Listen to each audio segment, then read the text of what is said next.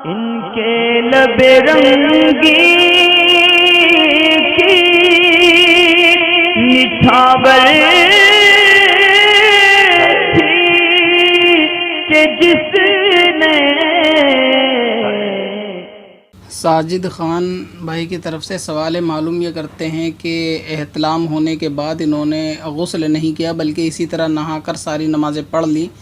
तो ये हालत नापाकी में पढ़ी गई नमाज दुरुस्त होगी या नहीं होगी।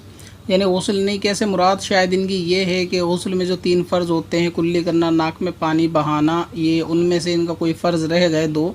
और ये सिर्फ़ ऐसे ही सादे तरीके से इन्होंने पूरे जिस्म पे पानी डाल के पानी बहा लिया, आम ज़ुबान में जिसको नहाना कहते हैं, और इसी तरह इन्होंने आके सारी नमाज़ें पढ़ ली। वज़ू के जो गुस्ल के फ़र्ज़ थे, कुल्ली करना और नाक में पानी बहाना, ये रह गया, तो इस सूरत में पढ़ी गई नापाकी में नमाज होगी या नहीं होगी। तो इसमें साजिद भाई 2 किस्म की सूरतें पाई जाती हैं। यानी अगर ऐसा मामला किसी के साथ पेश आए कि उसका गुस्ल नहीं हुआ, तो क्योंकि फ़र्ज़ अदा करे बग़ैर आदमी पाक नहीं हो सकता, वो नापाक ही रहेगा। तो इसमें 2 सूरतें पाई जाती हैं कि अगर आपने गुस्ल करने के फ़ौरन बाद ही कोई नमाज़ पढ़ी या फ़ौरन बाद ही गुस्ल वाले वज़ू से फ़ौरन आपने कोई नमाज़ पढ़ी, तो ऐसी सूरत में वो नमाज़ें नहीं होंगी। मगर इसमें एक सूरत ये होती है कि अगर आपने गुस्ल करा और उसमें फ़र्ज़ अदा नहीं किए, यानी सही से तहारत हासिल नहीं की, लेकिन नमाज से पहले आपने वज़ू दुरुस्त तरीके से कर लिया था,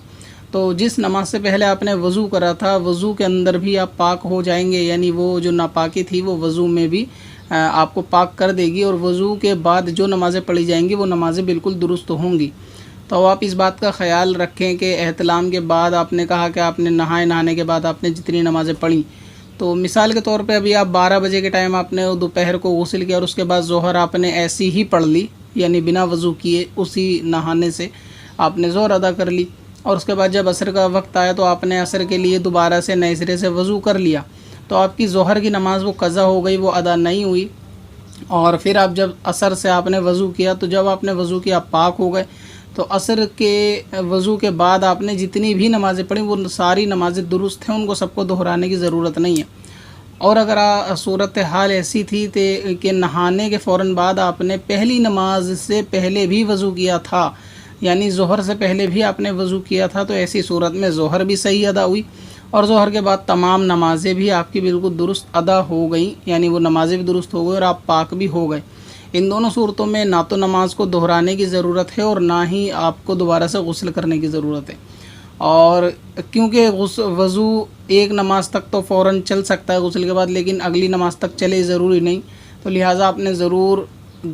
किसी दूसरी नमाज के लिए वज़ू करा होगा, तो बस आप ये ख़याल कर लें कि आपने बग़ैर गुस्ल के, यानी सिर्फ़ जिस्म पे पानी डाला, उसके फ़ौरन बाद नमाज़ पढ़ी या वज़ू करा। अगर पहली ही नमाज गुस्ल के बाद वज़ू के साथ पढ़ी, तो उसके बाद सारी नमाज़ें आपकी सही हो गई, और जो नमाज वज़ू करने से पहले पढ़ ली गई होगी वो नमाज क़ज़ा हो गई होगी। क्योंकि वज़ू के अंदर जो आदमी सुन्नतें निभाता है वो गुस्ल के फ़र्ज़ को भी अदा कर देती हैं सुन्नतें। तो ऐसी सूरत में आपके जो 2 फ़र्ज़ बाकी थे, नाक में पानी डालना, कुल्ली करना, वो वज़ू में अदा हो गए, तो आपकी जो तहारत अधूरी थी वो वज़ू में पूरी हो गई। जब तहारत पूरी हो गई तो उसके बाद आपकी नमाज़ें वग़ैरह सब दुरुस्त हो गई, और अगर आपने कोई नमाज़ ऐसी पढ़ दी तो फिर वो नमाज़ आपकी क़ज़ा हो गई। तो इसमें दोबारा ना तो नमाज़ें का यादा इसमें किया जाए, ना दोहराया जाए, ना ही आपको गुस्ल किया जाए। बस ये आप अपना ख्याल कर लें कि नमाज आपने किस हाल में पढ़ी।